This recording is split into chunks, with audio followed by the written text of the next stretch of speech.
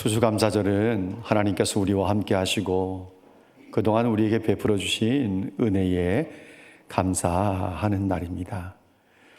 사실은 이날 하루만 감사하는 것이 아니라 우리가 매일매일 우리의 일상이 하나님 앞에 감사로 나아가야 되는 거죠. 오늘 말씀의 주인공은 아사랴라고 하는 왕인데, 이 아사랴는 아마샤의 아들로 16살에 왕의 자리에 올라서 52년을 통치한 사람입니다. 유다의 왕들 가운데는 두 번째로 오랜 기간을 왕 위에 앉아 있던 사람이죠. 가장 오래 앉은 사람은 히스기야의 아들 므낫세인데 55년을 통치했고, 그리고 두 번째는 이 아사랴 52년을 통치했습니다. 이 아사랴라고 하는 이름은 우리에게 익숙하지 않고, 이제 여러분들도 기억하고 있을 텐데 우시야라고 하는 이름이 우리에게는 훨씬 더 익숙하게 알려져 있습니다.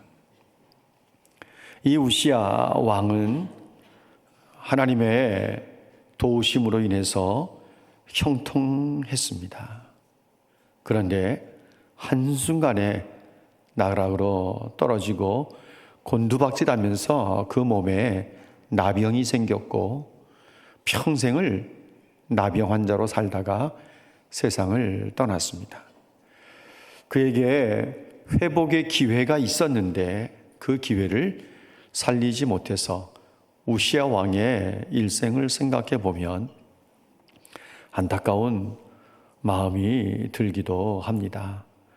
오늘 여러분 읽으신 3절 말씀을 한번 보시면 이 아사랴 우시야 왕이 자기 아버지 아마샤를 본받아서 하나님 보시기에 정직하게 행했다, 이렇게 말씀하고 있는 것을 우리가 볼 수 있습니다. 여호와 보시기에 정직하게 행했다. 52년을 통치한 왕에 대해서 열왕기서 저자가 단 7절에 걸쳐서 그의 생애를 축약시켜서 기록하고 있어요. 그러니까 열왕기 저자가 볼 때는 이 아사랴라고 불려지는 우시야 왕이 그렇게 중요한 인물이 되지 못한다, 이렇게 평가를 한 것 같습니다. 그런데 역대기 저자는 역대하 26장에서 열왕기서 저자보다는 훨씬 더 많은 분량을 이 우시야 왕에게 할애하면서 그의 생애를 축약시켜서 잘 다루고 있는 것을 볼 수 있는데, 역대하 26장 5절 말씀에 보면요, 여러분 화면을 좀 보십시오. 역대하 26장을 우리가 다 찾아보기는 쉽지 않을 것 같고, 화면에 올라온 내용들을 여러분들이 눈으로 스케치하시면서 기억하시면 좋겠습니다. 이 우시야가 하나님의 묵시를 밝히 하는 스가랴가 사는 날 동안, 이 스가랴라고 하는 사람은요 제사장이었습니다. 요아스에게 돌에 맞아 죽임을 당한 여호야다의 아들 제사장 스가랴가 있었던 거 기억하시죠? 그런데 이 스가랴는 그와 동일한 사람이 아니고요, 똑같은 제사장인데 스가랴 역시 왕에게 조언을 하는 사람으로 하나님의 이 묵시를 밝히 알고 있는 사람이었습니다. 이 스가랴가 사는 날 동안에 우시야가 하나님을 찾았어요. 그래서 여호와를 찾을 동안에 하나님께서 형통하게 해주셨습니다. 하나님을 찾으면 하나님께서 형통하게 해주신다라고 하는 것이 이 우시야 왕의 생애 속에서 우리에게 던져주는 하나의 메시지가 될 수 있습니다. 하나님을 찾았다고 하는 것은 하나님의 말씀을 귀히 여기며 하나님의 말씀대로 순종하는 삶을 살았다는 것을 우리에게 말하고 있는데, 하나님을 찾을 동안에는 형통하게 해주셨다. 어떻게 형통하게 해주셨는가 하면요, 주변 국가들을 쳐서 많은 성읍들을 자기의 소유로 만들 수 있었습니다. 우리가 역대하 26장 이제 7절 8절 말씀해 보시면 하나님께서 우시야 왕을 도우시니까 블레셋 사람들, 아라비아 사람들, 마온 사람들을 쳐서 많은 성읍들을 빼앗을 수 있었습니다. 8절 말씀해 보시면 암몬 사람들이 역시 우시아에게 무릎을 꿇고 조공을 바치기 시작했고, 우시아가 강성해져서 하나님의 도우심으로 강성해졌다. 7절 말씀에 보면 하나님이 그를 도우사, 8절 말씀에 매우 강성해졌다. 이렇게 연결시켜서 보시면 돼요. 그래서 우시아의 이름이 애굽 변방에까지 이름이 알려지게 되었습니다. 우시아의 명성이 애굽에까지 퍼져가게 된 것이죠. 그것만이 아닙니다. 아버지 아마시아 때 빼앗겼던 성읍들을 다시 이제 찾을 뿐만 아니라 허물어졌던 성벽을 재건하기도 하고 망대를 세워서 나라를 견고하게 만들어 가고요. 그리고 26장 10절 말씀에 보시면 농사와 목축업을 활발하게 일으켜서 유다를 굉장히 풍요롭게 만든 왕이기도 했습니다. 내실을 잘 다졌어요. 뿐만 아니라 군사력을 키웠습니다. 인재들을 발굴해서 신무기들을 만들었고, 화살을 쏘고 큰 돌멩이를 날려서 적군에게 피해를 입힐 수 있는 무기들을 만들어서 나라가 점점점 강성해지니까 우시아의 이름이 멀리까지 퍼지게 된 것인데 하나님의 기이한 도우심이었다, 이렇게 말합니다.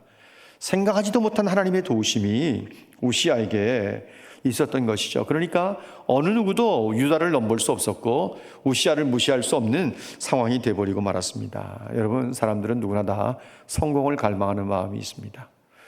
그렇게 해서 성공에 대한 어떤 그런 많은 정보들을 갖기를 원하고 또 많은 것들을 자기 것으로 삼기 위해서 노력도 굉장히 많이들 합니다. 아주 오래전에 성공하는 사람들의 7가지 법칙, 이런 책이 사람들에게 그야말로 히트를 쳤고 많은 사람들이 관심을 가지고 쫓아다니면서 세미나에 참여하기도 하고, 심지어 어떤 세미나가 있었는가 하면 목회자들을 위한 성공하는 사람들의 7가지 법칙도 있었어요. 그 내가 갔다는 거 아닙니까? 재테크를 잘해야 성공할 수 있다. 나름대로 사람들은 별 생각들을 다 하고 많은 좋은 정보들이라고 생각하는 것들을 갖게 되죠. 그렇지만 인간의 모든 생사에 관한 것들, 화와 복에 관한 것들, 승패에 관한 것들은 하나님의 손에 있는 줄로 믿습니다. 사람을 살리기도 하시고 죽이기도 하시고 높이기도 하시고 낮추기도 하시고 부하게도 하시고 가난하게도 하시는 분은 하나님이세요. 하나님을 찾는 사람들이 결국은 형통할 수 있게 되는 것이고, 하나님의 말씀에 순종하며 나가는 사람들이 형통하게 되는 줄로 믿습니다. 자꾸 다른 데 귀를 기울이지 말아야 되는 거죠. 형통의 축복을 원한다면 정말 하나님 말씀 따라 가야 되는 거예요. 신명기 28장 1절 이하의 말씀에서 분명히 말씀하고 있는 것을 우리가 여러 차례 외우지 않았습니까? 여호와의 말씀을 삼가 듣고 그 모든 명령을 지켜 행하면 여호와께서 너를 세계 모든 민족에 뛰어나게 만들어 주실 것이다. 들어가도 복을 받고 나가도 복을 받고 떡반죽 그릇이 복을 받을 것이라고 분명히 말씀하고 있지 않습니까? 그러니까 성도들이 이런 말씀을 그냥 말씀으로 던져버리는 것이 아니라 내게 주시는 말씀으로 받고 이 말씀대로 이루어질 것을 내가 믿고 하나님의 말씀을 소중히 여기고 하나님의 말씀에 순종하면서 나가는 삶이 있어야 되는 것이죠. 그런데 여러분 4절 5절 말씀을 보세요. 오늘 본문 4절 5절 말씀 보시면 오직 산당은 제거하지 않았다. 이 우시아가 하나님 보시기에 정직하게는 살았는데 산당은 제거하지 않아서 백성들이 산당에서 제사하며 분향했다. 그래서 5절 말씀에 보면 여호와께서 왕을 치셨으므로 그가 죽는 날까지 나병 환자가 되었다, 이렇게 말합니다. 이 열왕기서 저자가 기록한 4절과 5절 말씀을 연결시켜서 보면 산당을 제거하지 않아서 백성들이 산당에서 제사하고 분향한 것으로 인해서 하나님께서 노를 바라셨고 우시아 왕을 치셔서 나병 환자가 되어서 죽을 때까지 나병 환자로 살았다, 이렇게 말씀이 이어지는 것으로 볼 수 있어요. 이 말씀만 보면. 그래서 우시아 왕의 삶을 기록하고 있는 역대하의 내용을 여러분 같이 보셔야 합니다. 역대하 26장 16절 말씀을 한번 보실래요? 화면을 한번 보세요. 그가 강성하여짐에 그의 마음이 어떻게 됐다고요? 교만하여 악을 행하여 여호와께 범죄했다. 이렇게 말합니다.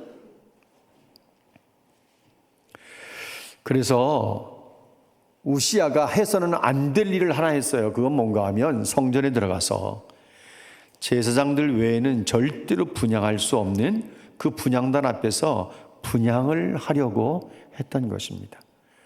이것은 궁극적으로 무엇 때문에 일어난 일이에요? 마음이 교만해져서.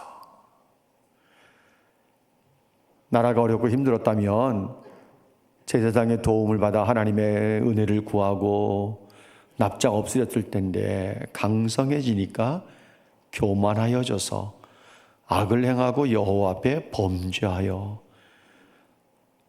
제사장들만이 할 수 있는 분향하는 일을 성전에 들어가서 그것도 성소에까지 들어가서 분향하는 일을 하려고 했던 것입니다. 분향은요, 왕이라도 못해요. 하나님께서 특별히 구별해 놓으신 아론의 후손들, 제사장들만이 들어가서 할 수 있는 일이에요. 그런데 우시아가 강성해져서 교만하다 보니까 내가 못할 게 뭐 있냐? 나를 가로막을 자가 누가 있어? 이런 생각이 드는 거죠.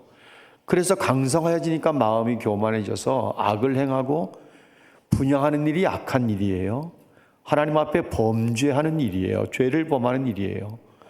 그런데 우시아가 겁없이 어마망자하게 성전에 들어가서 분향을 하려고 했던 거예요. 이전에 사울 왕이 사무엘을 기다릴 수가 없어서 번제를 먼저 드렸다가 호되게 책망을 받은 적이 있지 않습니까?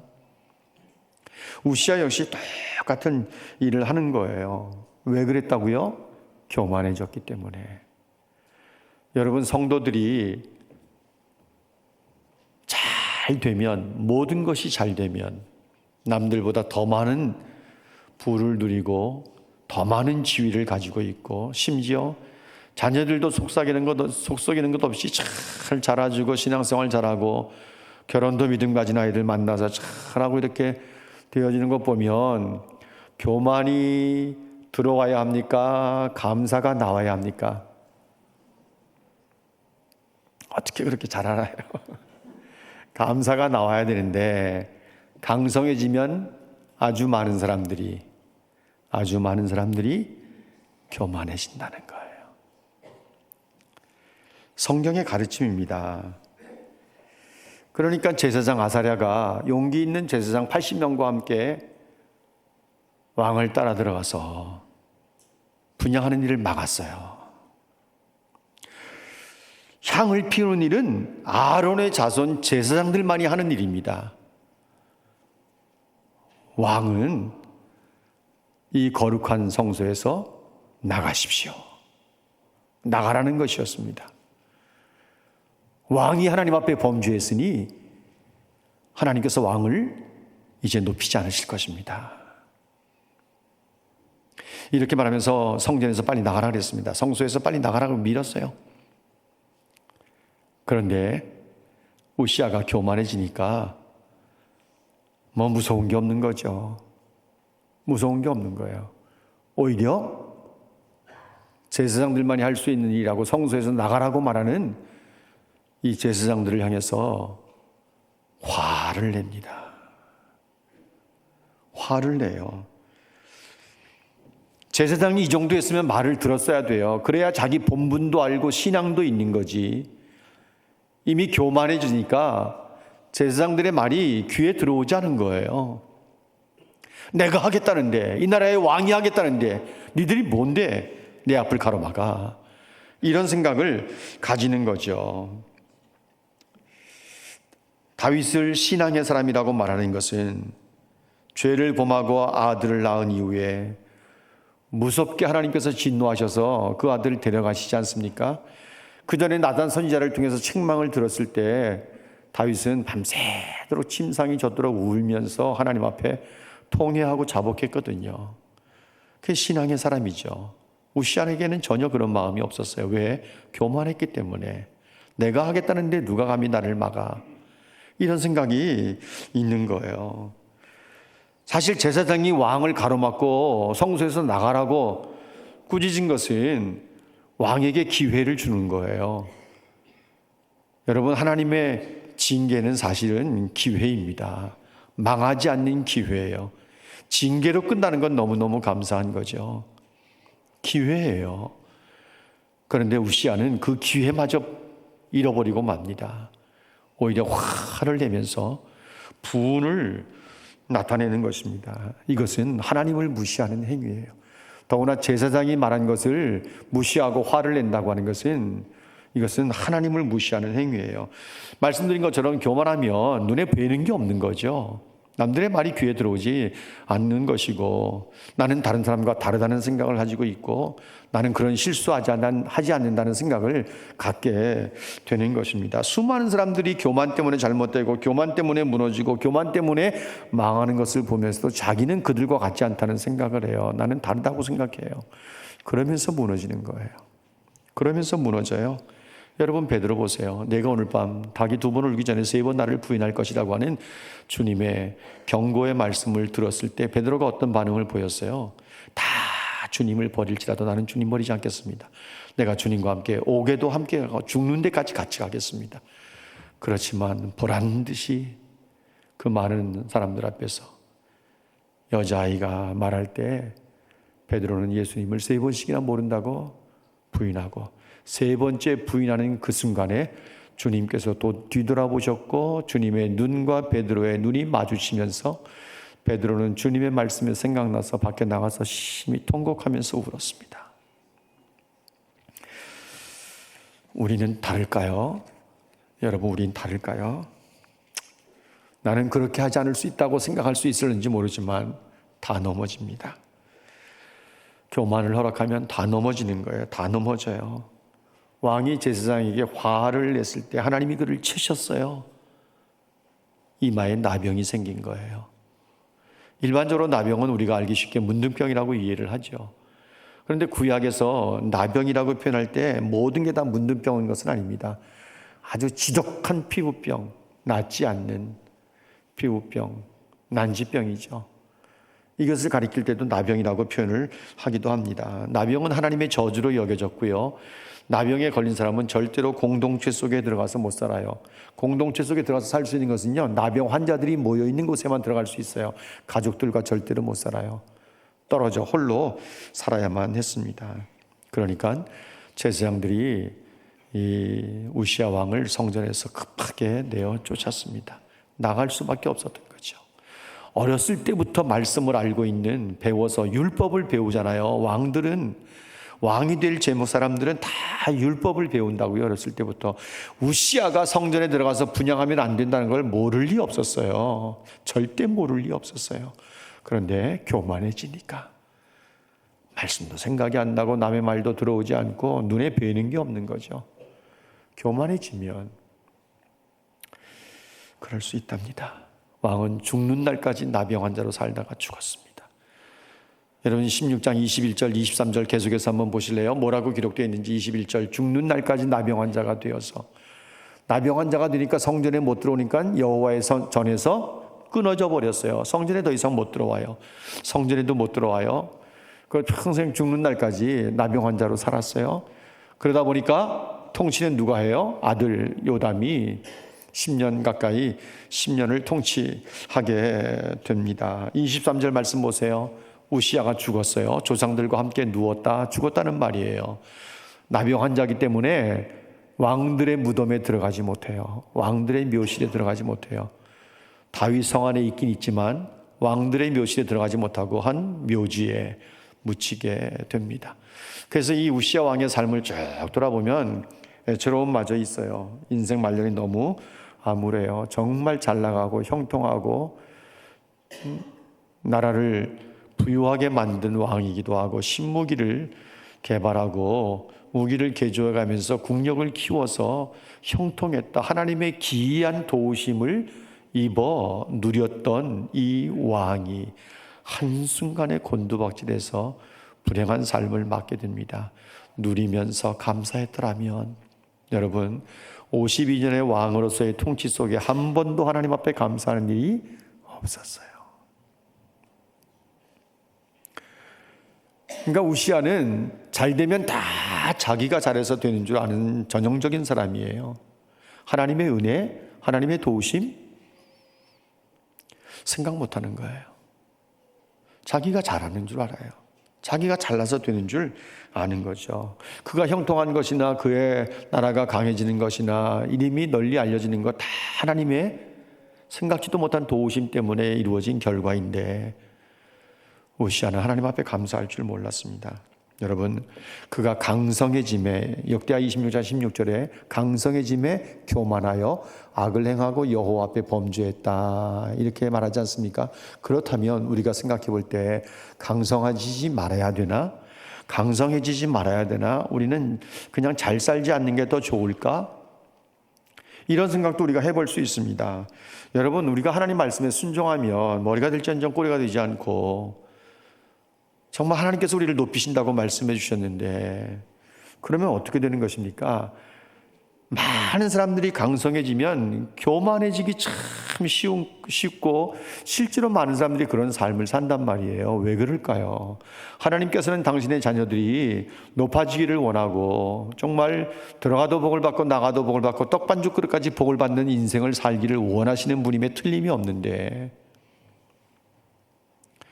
사람들은 강성해지고 잘 살게 되고 부유해지게 되면 왜 교만해지게 될까요?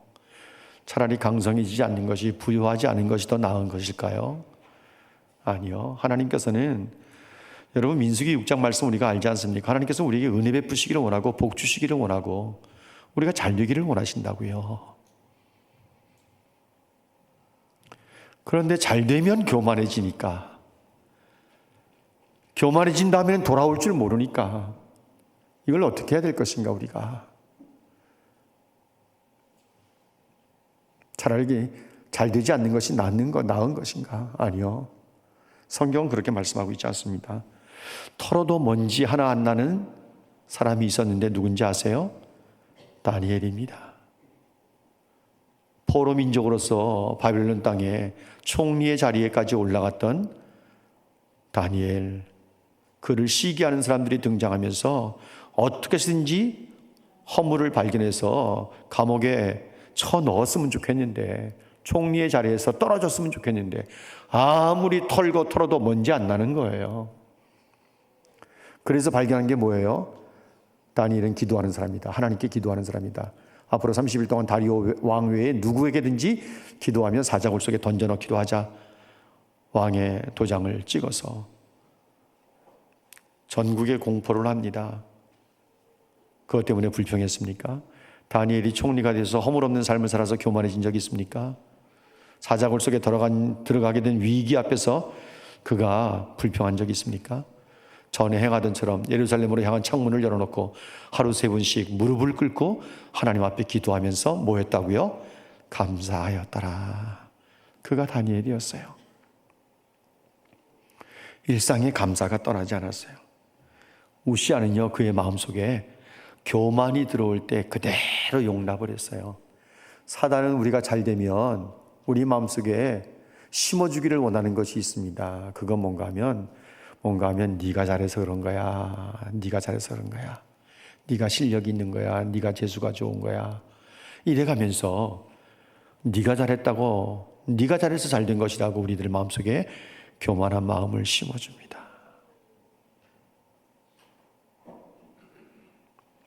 사단이요, 우리에게 계속 우리 마음의 문을 두드려요. 그래서 우리가 어렸을 때부터 주일학교 아이들에게 가르치잖아요. 미스터 사탄 내 맘속에 찾아와 하는 말 뭐예요? 들어가도 되느냐. 이럴 때 우리는 그냥 아주 표독스럽게 이를 악물고 안 돼요. 이건 애들한테 가르치는 거 어렸을 때부터. 제가 주일학교 때 배운 노래예요. 이 노래가 초등학교 때, 예전에 국민학교 때 이 노래 배웠다고요. 미스터 사탄 내 맘속에 찾아와 하는 말 들어가도 되는가? 안 돼요. 주님께서 주님이 내 마음에 계신데 네가 내 마음에 왜 들어와? 그런데 사람들은 그걸 용납하는 거예요.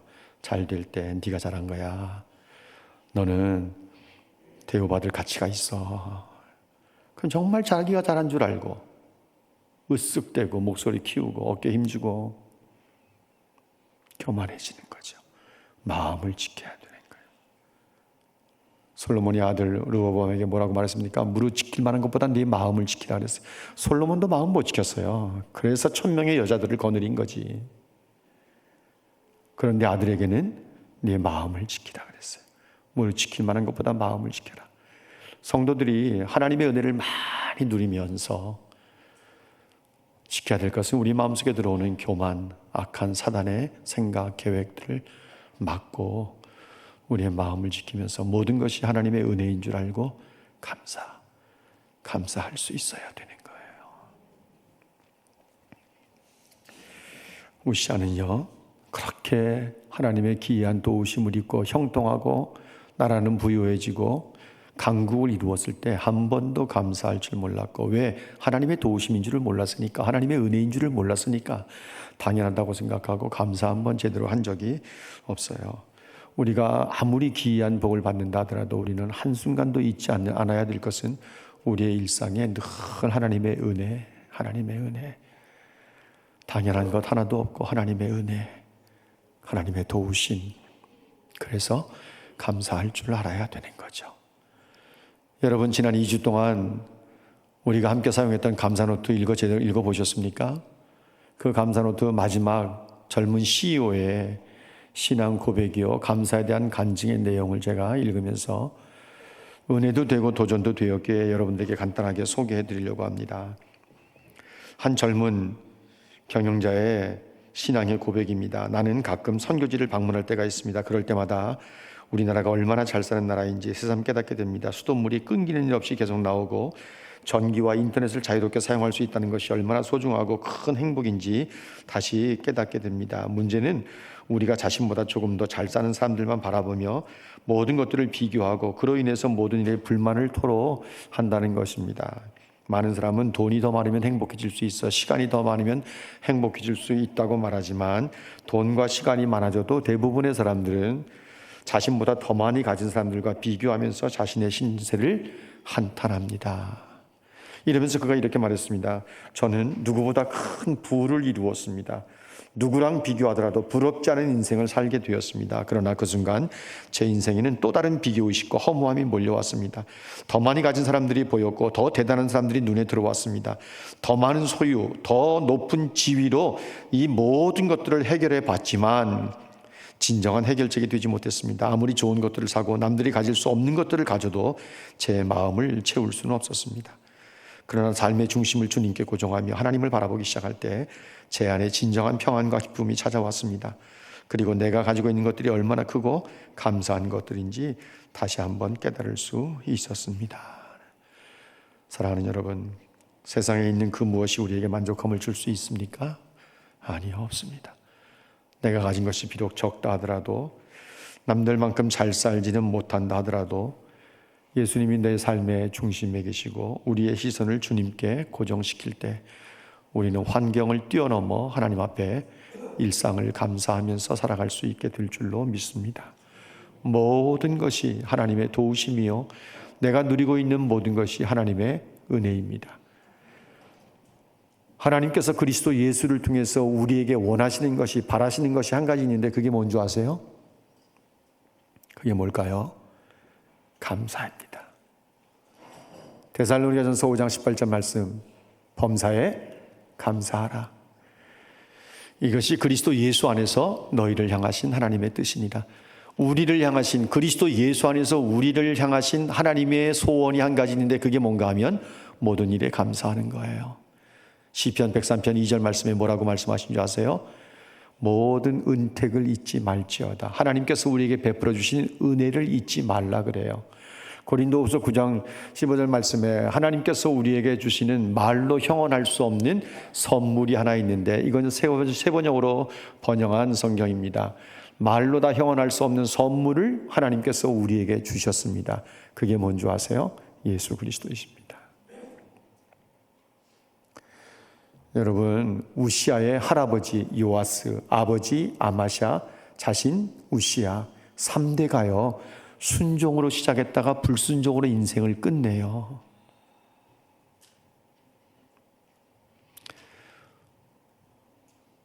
우리가 신앙의 계보를 이루어 가고 있는데 신앙이 정말 2대에서 3대에서 끊어져 버린다면 우리의 그 후대들은 어떡하란 말입니까? 순종으로 살다가 잘 되면 불순종으로 가고 교만해지고 하나님 앞에 죄를 범하는 인생으로 하나님이 치시면 우리는 어떻게 되는 겁니까?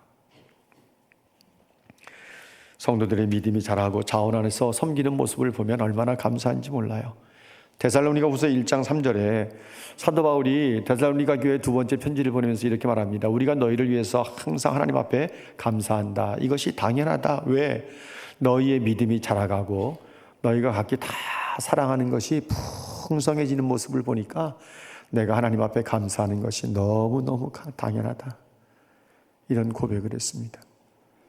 여러분, 우리 자녀들이 신앙 안에서 살아가려고 하는 모습을 볼 때 하나님 앞에 감사가 저절로 나와야 돼요. 제가 어제 12시 한 20분쯤에 밤 12시 20분쯤에 이제 집에 들어가려고 지하에 내려가 보니까 불이 켜 있고 차 2대가 있는 모습을 보면서 누구 차인지 알게 돼서 제가 3층으로 올라왔더니 두 자매가 열심히 이것을 장식하고 있었습니다.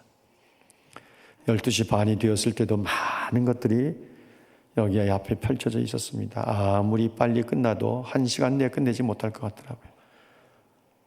우리 권사님과 집사님이 자매가 이 강단을 장식하면서 빨리 들어갔어야 아마 3시 넘어서 들어갔을 것 같아요.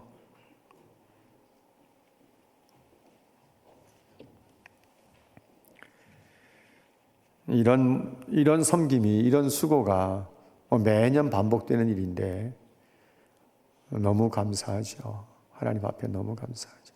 그래서 제가 가면서 권사님, 집사님 고맙습니다. 감사합니다. 그랬어요. 감사합니다.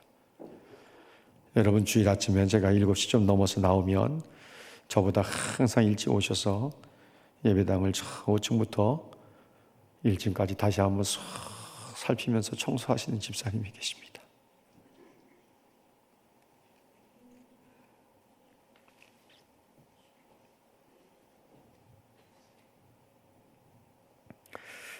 감사한 것이 너무너무 당연한 거죠. 스펄전 목사님이 이런 이야기했습니다. 불행할 때 감사하면 불행이 끝이 나고 형통할 때 감사하면 형통이 연장된다. 우리의 삶에서 불평이 왜 없겠습니까? 불평할 일이 또 왜 없겠습니까? 하나님께 서운하거나 섭섭한 마음이 왜 없겠습니까? 그러나 우리의 일상을 돌아보면서 날마다 감사하면서 살아가는 하나님의 자녀들이 되시기를 주님의 이름으로 축복합니다.